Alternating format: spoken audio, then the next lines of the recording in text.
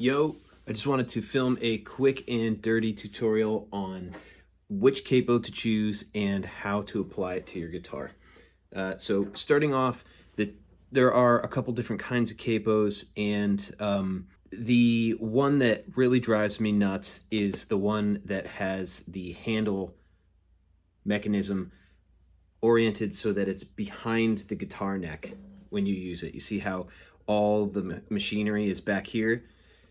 When you're playing the guitar, I mean, this is where your hand and your wrist is.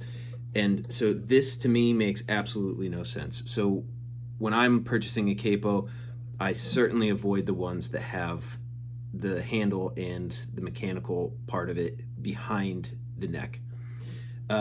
So the other type of capo is the one where the handle is oriented on the front side of the neck, and this is the one that I prefer.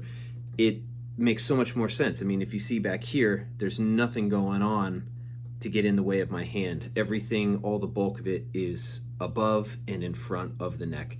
Super important to consider when you're looking at a capo. There are three different kinds in terms of how they grip the neck. There are probably more, but the main three that I've seen. There are elastic ones, where it's like literally almost like an elastic band in a hard plastic part that you just pull it and you fasten it. I don't have one of those anymore. I used to have one.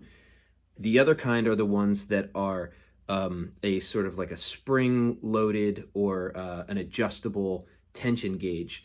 Those can be helpful because the pressure that a capo applies to your strings in excess force can bend your strings sharp. So this can be helpful because you can actually change the amount of pressure that you put on your strings, and you can lower it to just the right amount that you need and reduce that sharpening.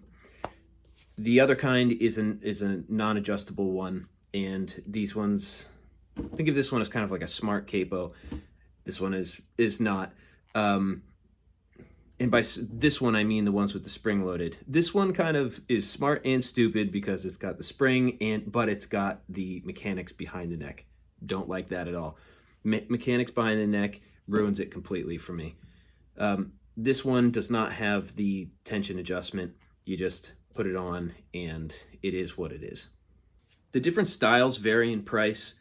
I would recommend spending about 20 bucks on a capo.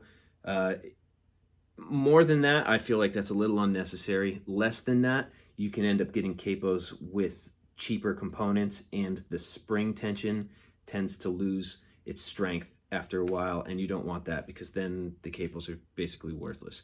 So you're going to see them vary in price, but my favorite is the Kaiser brand, 20 to 25 bucks. They'll last you forever, so it's a small investment for something that you're going to keep around.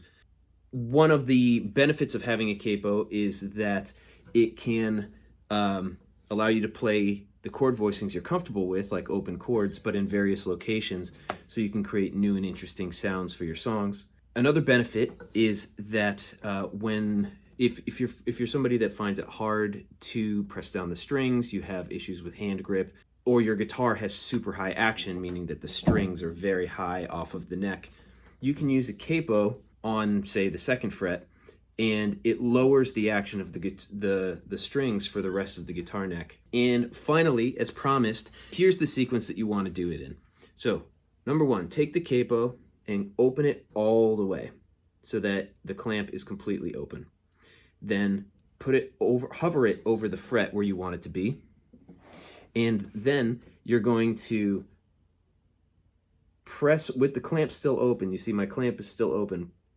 Hovering over the strings, you press it down gently, and you almost kind of like press it all the way down so that it presses the strings down, and then release the tension so that the back of the clamp comes to meet the neck, as opposed to the other way around, where you put this part in contact with the back of the neck and allow the front to close down. A lot of times you get this. You see how now my strings aren't parallel anymore? The capo has bent my E string down. So, and then when I take it off, you'll see it pop back up. See that? So again, the way to get rid of that is you open it all the way, hover it over where you want it to be, press it down a little bit without the back of the clamp pressing in yet, and then when the strings are where you want them to be, then you release the tension in the back. And so now the strings have not been bent. After you put on a capo, in almost all circumstances, the guitar is going to be bent. The strings are going to be bent out of tune a little bit. That's because pressure on the strings will bend your string sharp. You hear that? I'm not bending the strings, I'm just pressing harder.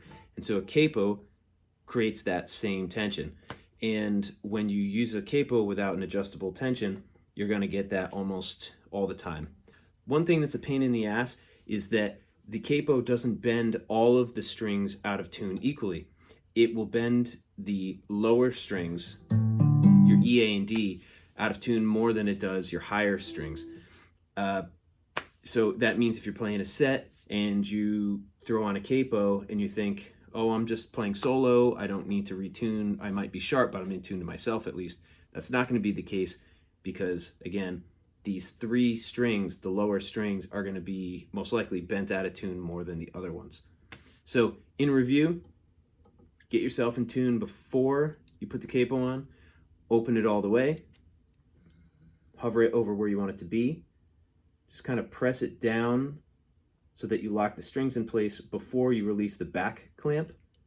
Then once it's there, release the back clamp so that you don't bend the strings out of tune. Then you're going to need to check the tuning on all the strings, and most likely it's going to be these top three that need the most. Maybe the bottom ones will need a little bit. But after that, you'll be good to go. All right, I hope that helps.